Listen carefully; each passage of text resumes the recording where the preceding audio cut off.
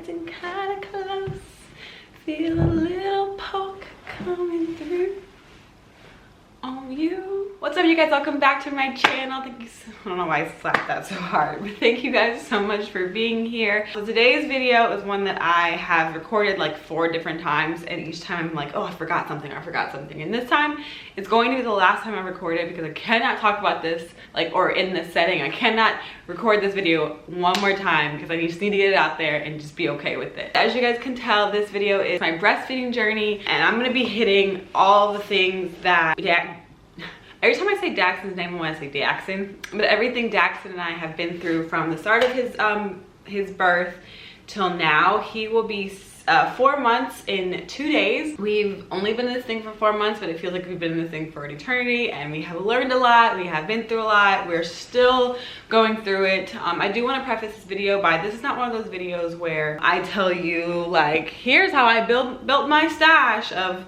100,000 ounces of milk that I have in my freezer, or here's how you can increase your supply. I've watched a bajillion of those videos, and 9% of the stuff that they talk about, like the women that put out these videos they talk about, 9% of it has actually worked for me. And one thing that I have come to find out through the breastfeeding journey and all this stuff is like, every body is different. What works for me will not work for you, or may not work for you. Another thing that I want to preface this video is by saying that breastfeeding is hard. For some people it's easy, for some people it's just like, you know, they put the baby on and baby sucks and you're good to go. But no, breastfeeding is very, very difficult for others, including myself, and it takes a lot of patience. You're gonna go, unless it comes easy to you, you're going to be going up and down. It's not going to be like someone else's is, who's, you know, being able to feed baby and pump extra milk, all that kind of stuff. Like, not everyone is going to be like that. And I also want to say, sorry, it's like a lot of disclaimers and prefaces for this video, but I wish someone would have told me all of this. Having a stash and having a freezer stash is not normal, okay? It is not the norm. Having 100,000 ounces of milk in your freezer is not normal, okay? Our bodies are designed to make just enough for baby, and we then, if we want to create this freezer stash, which a lot of people ask me why I want a freezer stash, or why freezer stash is necessary if I'm exclusively breastfeeding or if I'm at home all day. I don't exclusively breastfeed. We give Daxon a bottle sometimes right before bedtime, and then he gets like a 10:30 right before we go to bed, at 10:30, 11 o'clock p.m. bottle, and that's just for me to make sure that he's actually getting enough to last him the whole night. So I pump for those. But when you're breastfeeding your baby, you're pretty much attached to your baby. Like, you can't go anywhere. And so having a freezer stash for me gives me a little bit of freedom to go do things without him and have him be able to take a bottle. So that's why the freezer stash thing. But this video is not all about freezer stash. The video is about breastfeeding and my journey and Daxon's journey, and kind of things that have worked for us, my pumping schedule, supplements that I use, and just kind of some random thoughts that I wish someone would have told me. So I want to speak to all the moms out there that are really struggling to get breastfeeding going.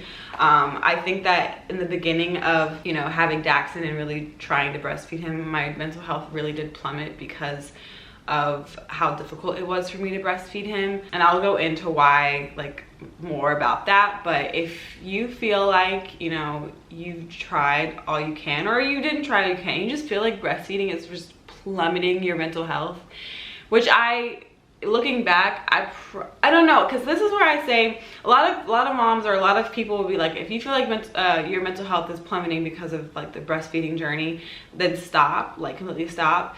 For sure, if that's what you think is gonna make you feel better, for sure do that. But for me, like, it's like catch-22. Like, for me, it was a lose-lose situation in that sense. When I was really going through my postpartum depression, is because like I was going through it because I was struggling with breastfeeding, but also I knew that if I stopped, I don't think I would have felt any better. And I'm one of those people that like needs to exhaust all options and needs to know that I've put every ounce into it that I can before I quit something. And that's not with when I was at that point of my mental health plummeting and maybe thinking like if I stopped trying to breastfeed it might feel better, I wasn't comfortable doing that because I did not exhaust all options.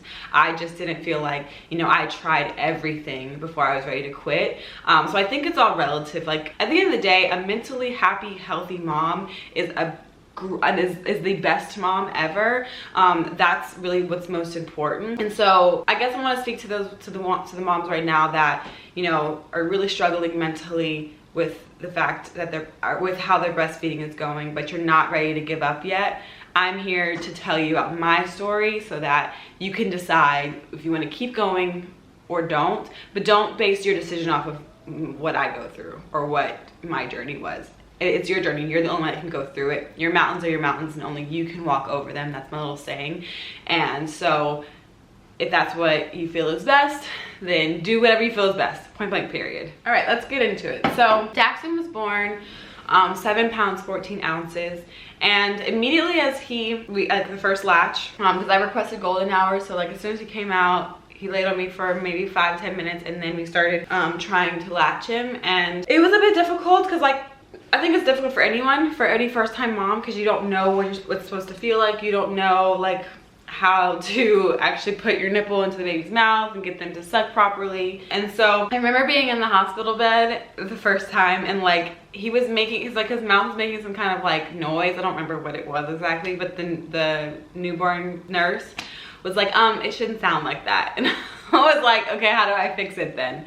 Because it sounded like a sucking sound, but like it was an like a external sucking sound, like it was coming out of his mouth and not like from his throat, I guess. And so we really struggled with that, like trying to figure out what the correct latch was. And like I had the nurses come in when we were staying our 2 days in the hospital, and they would literally come and like stuff my nipple into his mouth to try to get him in. And he basically just lived on my breast. He didn't live on my breast as long as I really thought he should. I think I fed him for, I don't know, 30 minutes and they take him off and whatever, put him back on. Like, I think that was a little bit off. At the end of this video, I'm gonna go through things I would do differently. So I'll talk about that, finish my thought off of that later. But they did tell me that he had a tongue tie, he had like a little minor tongue tie. It wasn't too bad, but we ended up getting it lasered or snipped. I think it was snipped. When he was like 4 or 5 days old, per my pediatrician's recommendations. She said that it wasn't too bad, but like getting it snipped wouldn't harm him at all. Like it wouldn't harm the process or harm him. So we just decided to do that. But one of the first things that really concerned me about our breastfeeding journey is that like I would hear all these moms or new moms talking about, oh my God, my breasts are so engorged. Oh my gosh, they hurt so bad. I'm leaking so much. A lot of the things I was reading was like, don't worry, your breasts are going to be engorged. You're going to feel very uncomfortable. Like it was like a for sure certain thing. And I never got that feeling. I didn't get the feeling of engorgement or tingling or leaking or any of that. I didn't get those feelings until Jackson was maybe like a month and a half old. And so that all right there was just a mind F. I based a lot of like my ability to feed him and my capability of making him full and keeping him full off of how my breasts were feeling, and not off of the things that you really should look at is how much is he weighing, poopy diapers, wet diapers really, because with breastfeeding babies, not all of them are going to poop every day, and they're not going to have like four or five poops a day.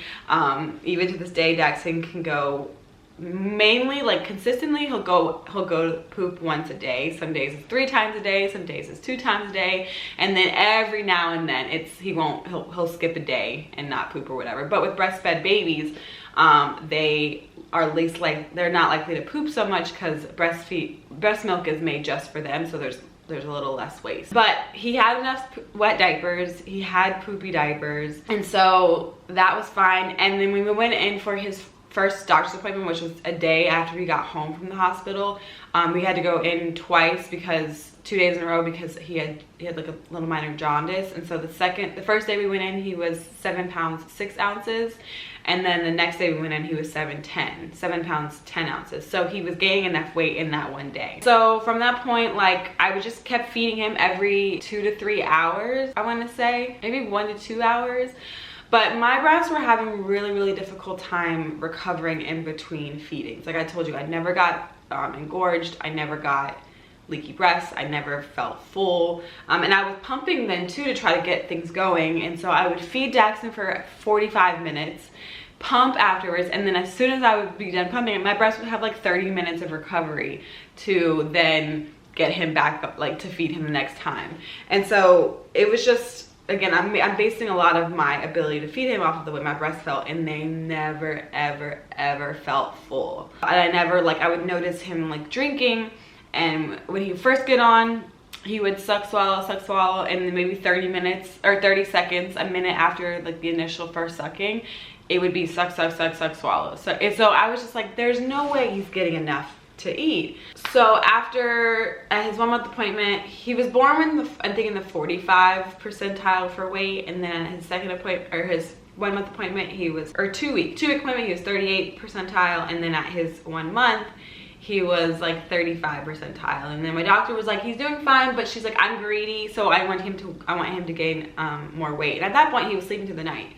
1 month in, Daxton was sleeping through the night, but she wanted us to feed him more, so to get him higher percentile, I guess, or gain more weight. And so she told me to offer him a bottle of pumped milk or formula. And at this point, like, giving him bottles really just terrified me, because I was worried that, you know, nipple confusion, and I wasn't able to give him a bottle because they say not to give a baby, not for mom, not to feed baby the bottle if you can until baby's like 6 weeks or 12 weeks, something like that. So baby is like old enough to really kind of understand that this is a bottle and this is a nipple. So I would have to feed him, and then if I pumped extra milk or formula, try to offer him that after I would feed him. And he would take that extra bottle maybe once a day, and I'd offer him after every meal except for the ones at night, because I would have a little bit more milk and he seemed more satisfied at night. He would never cry either. Daxton does not cry after feedings. He doesn't feel like he wants more. If he does want more, maybe an hour and a half, 2 hours after, if he does want more. But Daxton never cried or cries after he feeds, which is another sign that he's eating fine. The doctor telling me that he needed to gain more weight, like he was fine, like he's doing fine, but she was greedy and wanted him to gain more weight. I think that really like messed me up mentally, because I was already really struggling with like the feeling of not feeling like I'm giving him enough, but then the doctor being like, oh, but I want more. And so it just really messed me up. So when he wouldn't take the bottle after I would feed him, which ding ding ding, to me that says like he's eating what he wants, like he's eating enough. All babies gain weight differently. He's fine, he doesn't want any more. If he's not crying after a feed or whatever, he doesn't want any more. So, but he wouldn't take those bottles. So then she told me to go back and add in his like a 2:30 a.m. feed.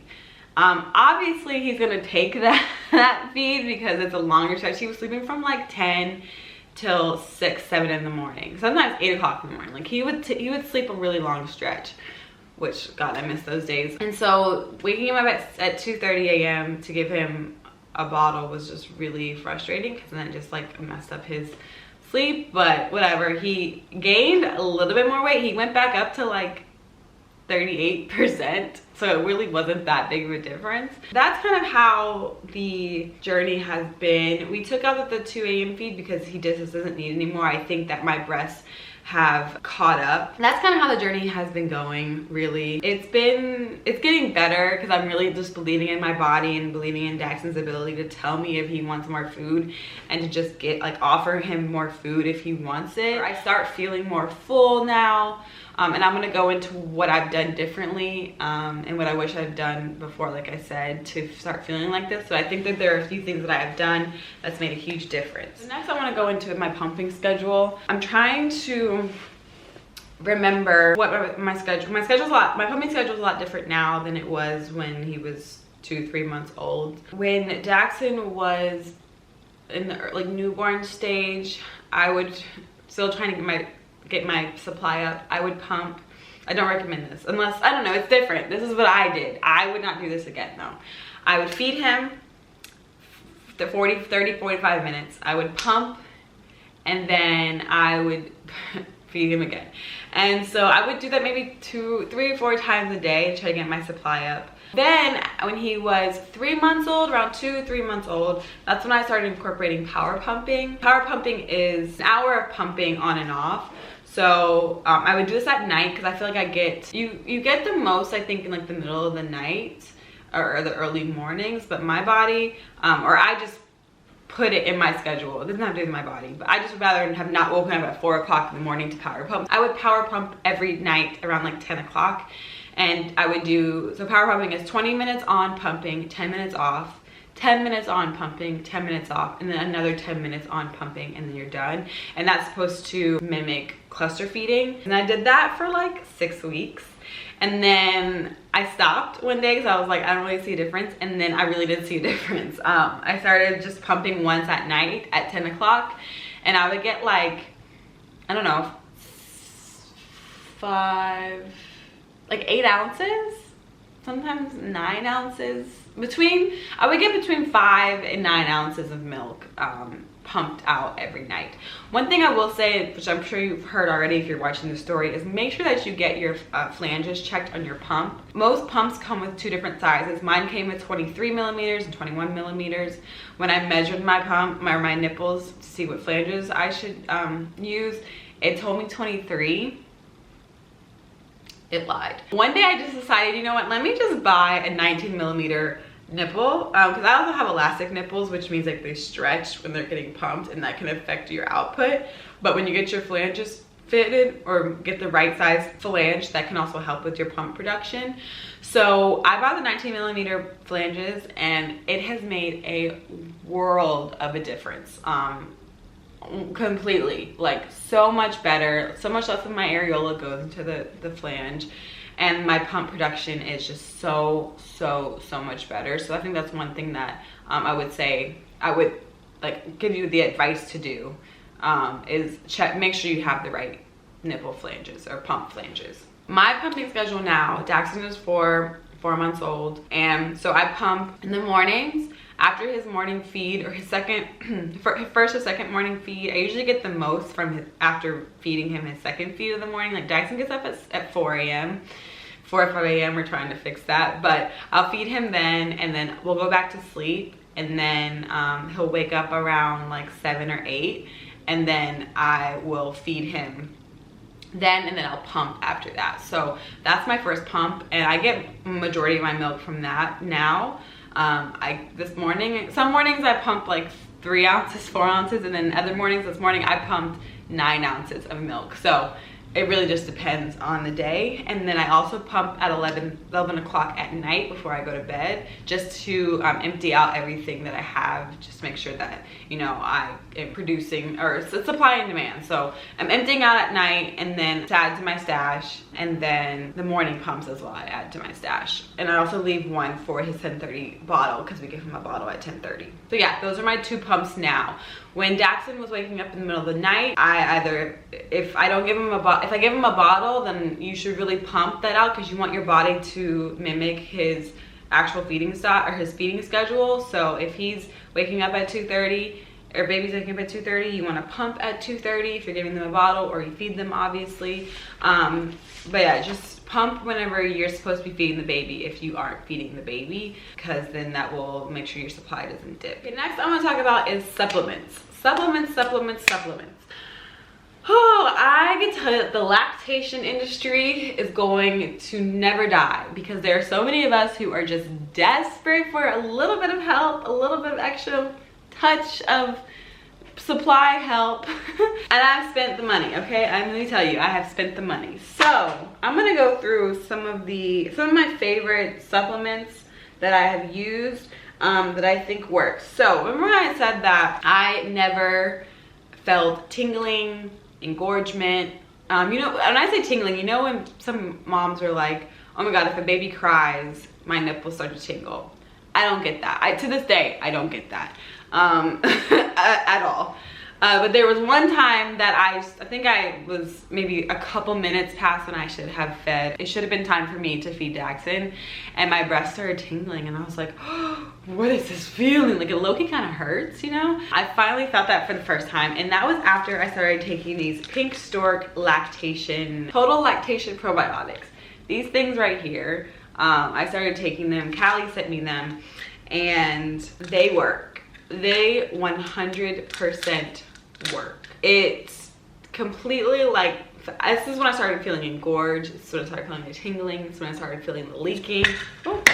Now, asterisks. My baby has a lot of sensitivities. He's got a lot of, I don't know if it's just my baby, but I only know mine. So Daxon has a lot of digestive sensitivities. I don't think he's like intolerant to anything, but I just think his digestive system just isn't fully equipped. He's just 4 months, so I'm not expecting it to be. But I refrain from a lot of things. I don't eat dairy, which I'm kind of incorporating that back into my diet, but normally I don't eat dairy. I don't eat eggs. I don't eat garlic, onions. I don't eat any of the gassy vegetables, cauliflower, broccoli, beans. And that's also been really difficult. Like, what the hell am I supposed to be eating? Because everything bothers him. So because he has a sensitive stomach, fenugreek is something that is told to help with lactation and help supply. And fenugreek is in this. And I think that's why these work, or worked for me. And this one right here, the mother's milk tea, is also, I really think these work as well. Fenugreek is in both of these. And although they did help my supply, I do think that they bothered his stomach just a little bit. Part of me wants to try these again. I kind of just want to like, power through his digestive systems. Like, we have our probiotic, we have our gas ease, or his gas relief pain meds, and I feel like, you know, I just need to like build up his, because obviously as mom, I'm gonna protect him from whatever I can. If that means I can't eat half the things that are on this earth, like half the food that, you know, I normally would eat, then I wouldn't eat them. But I think 4 months is a good age, personally, as his mom, to like start incorporating more things back into them. But fenugreek was one thing that really, I feel like, bothered his stomach, so I had to stop taking these. But I really do think, like, if your baby is not sensitive to anything, I personally think that this especially works. Coming from someone who did not feel any of those, the fullness or any of that until I started taking this. I kind of want to try this again. I think I might try this again. I'll let you know. Keep up on my Instagram. I'll show you. If I start taking it, I'll keep you updated there. So, things that I have been consistently taking for the last 3 months are these Milky Mama dietary supplements. This is the Lady Leche, and this is the Dairy Duchess. I'm a huge fan of Milky Mama, especially these drops. First of all, they taste amazing. I put them in any of my drinks, put them in my coffee, my tea, my water, my drink. Like, I put that on everything. I put them in everything, and I just drink it with whatever I'm drinking for that time period. And I really do think they help. I have a fatty content problem, but like, I just think my milk is super fatty, and so I think it was Lady Leche is the one that's supposed to help thicken up and fatten up your milk. But if you go on to milkymama.com, this isn't sponsored, by the way. Love them, but it's not sponsored. There's a quiz you can take that you can put in all your concerns, and then they'll curate a specific, you know, plan for you with whatever supplements that they think that would help you, because they have a lot, and it can be like, what's the difference between this, and what do I do with this and that? Take the quiz, insert your concerns, and then they'll tell you what they think you should be taking. Another thing that like a lot of people like, and I just think that they're really good, I really want to try them again, but the ones that I have are kind of old. You need to eat them. Like, as soon as you get them, you need to eat them, because then they dry out and they get kind of crusty. But when you first get them, they're nice and like soft, and the moist, I hate the word, I hate that word, but they're really good. These are the emergency brownies. I would have one every night, and so good. I love these. Highly recommend Milky Mama in general. Another thing that I've been using, I started out using this and it did not work for me, but I think now that I've changed a few other things in my breastfeeding journey, they have helped a little bit more. This is the Liquid Gold from Legendary Milk. I started taking these early on, like maybe when Dexter was 2-3 weeks old, and they didn't do anything for me. But now I take them every day. Actually, take it right now. You take them 3 times a day with food. I just had breakfast, so I'm gonna eat them now, or take them now. And I really think that they have helped. I put my Milky Mama drops in here as well too, so I really do think that they help. I don't know if it's a placebo effect, but I've noticed a difference in my milk production when I don't take them.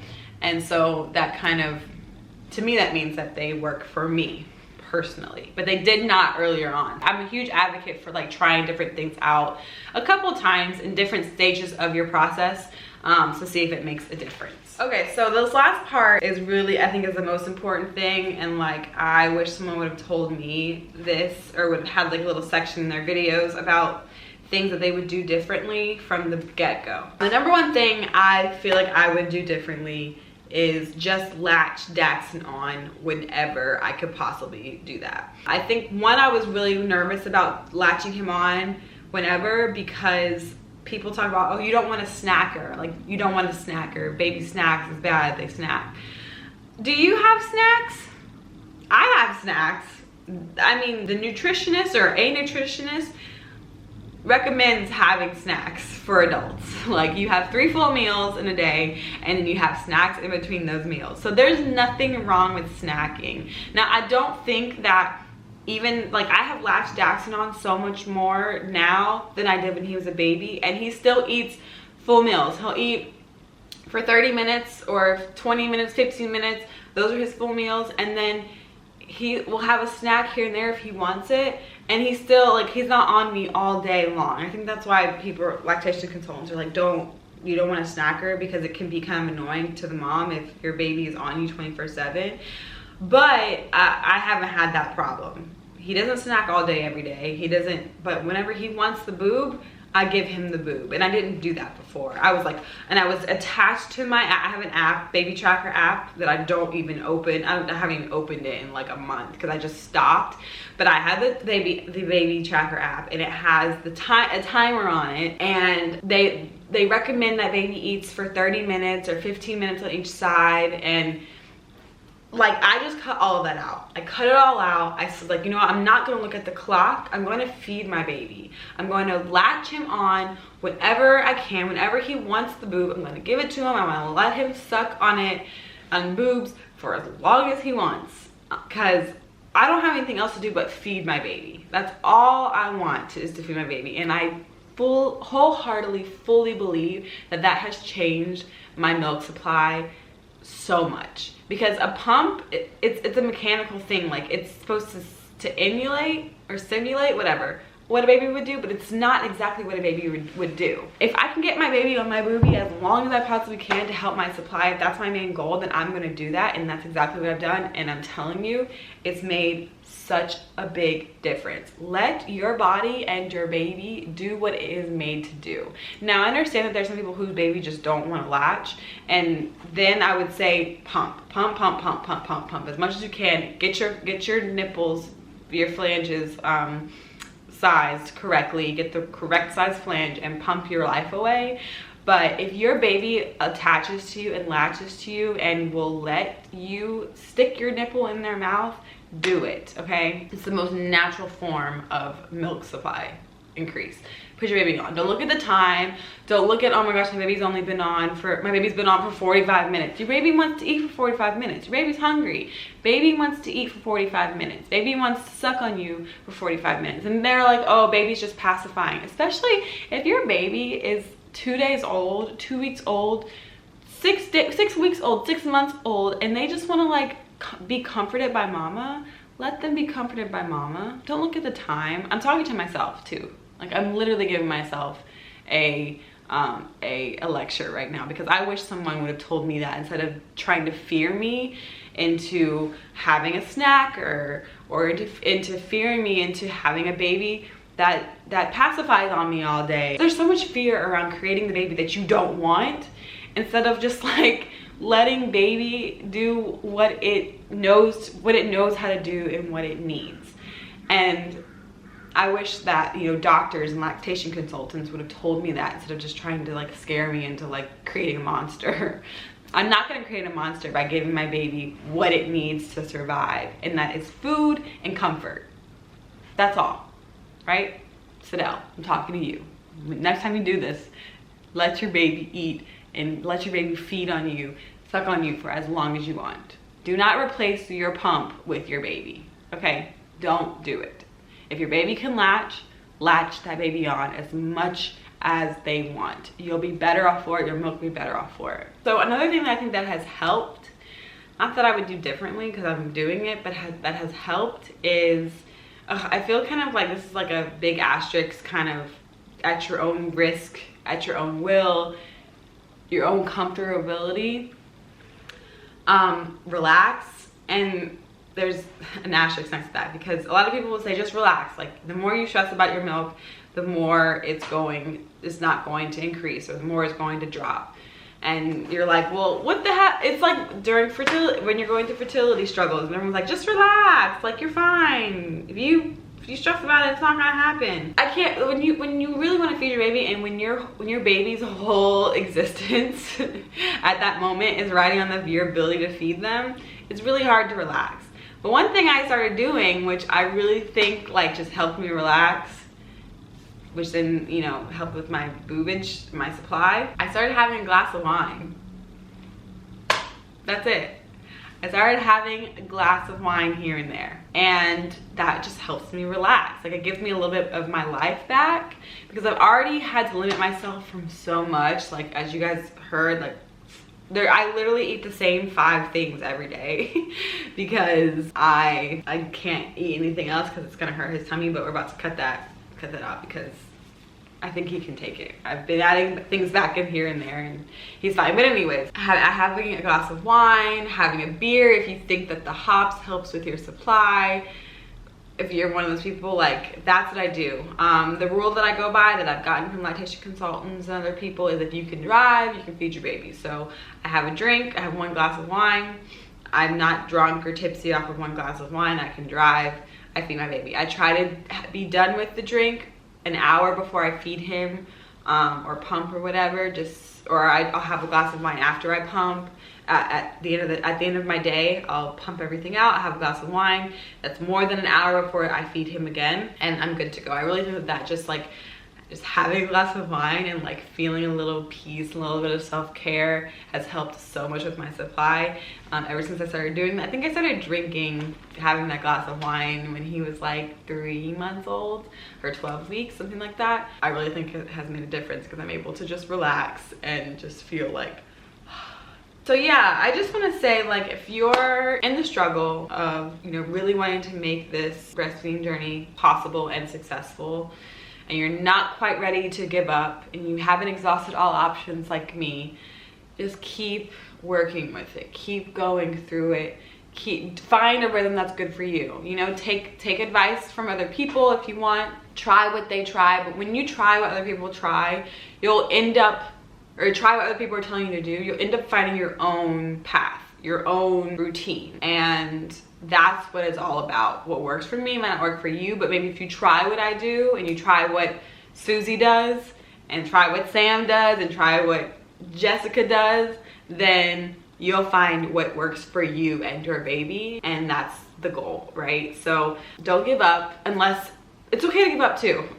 I'm like trying to like be, you know, do whatever you feel that is best for you.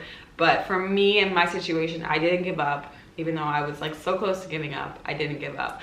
Also, another thing that we do is when we give Dax in bottles, to help my freezer stash, because I don't have a big stash, to help it last a little bit longer, we mix formula and we mix breast milk. So we'll do half and half, or 3/4 breast milk, 1/4 formula, or whatever I feel like giving him. And that has helped a lot too, especially with like giving him a different type of calorie. I'm not against formula at all. I don't see anything wrong with formula. My issue, or my concern with giving formula, was that it comes from a bottle and I didn't want him to get nipple confusion. And so we pace feed, or sometimes Daxon is not about pace feeding at all. If you don't know what pace feeding is, look it up. It's like a way to feed your baby that helps mimic breastfeeding. You burp baby every ounce, 2 ounces, and you feed them at a certain angle. We feed him at a certain angle. We try to pace feed him, but sometimes he's just like, you take the bottle out to burp him and he's like, no, starts wailing, and so we just give him the bottle back. There's different ways that you can give the bottle, baby bottle, and them not get confused. So if you're worried about bottle feeding like I was, pace feed, and you should be okay. But yeah, like I said, if you're just kind of going through it, but you want to exhaust all options, don't give up quite yet. You know, it can get easier. In my experience, it has gotten easier. I don't know how much longer I'm going to be breastfeeding. Like, you guys could see this video, and the next day I'm going to be posting on social media or on my Instagram like, oh, my breastfeeding journey is done. You know, I never really know. I wanted to go a year. I'd be happy with going 6 months. I'd be happy with making it to 4 months, honestly, because it has been really hard. But you know, whether you breastfed 2 minutes, 2 weeks, 2 months, 2 years, whatever, you are being the best mama for your baby and giving them the best that they could ever have. And that is because you are mentally healthy and happy and taking care of your baby. So I'm proud of you for whatever way you decide to go. I hope this video helps someone out there who's really going through it like I was, and I hope to be that voice that I wish I had for you. But yeah, if you guys have any questions or anything like that, if I forget something, make sure you check the description box, because as I'm editing this, if I'm like, oh shoot, I forgot to say this, I forgot to say that, I'll add that into the description box. So if you want to read, if there's something there that I missed, you can read that there. But if you guys have any other questions about my journey, or if you want advice or anything like that, I'm not an expert. I'm just doing, I don't even know if what I'm doing is right. I'm just doing what I feel is best and what's been working for us. But any questions, as always, enter them in the comments below, and I'll do my best to get back to them. I hope you guys are having a good rest of your day, night, whatever you're watching this, and I'll see you guys in the next video. Mwah.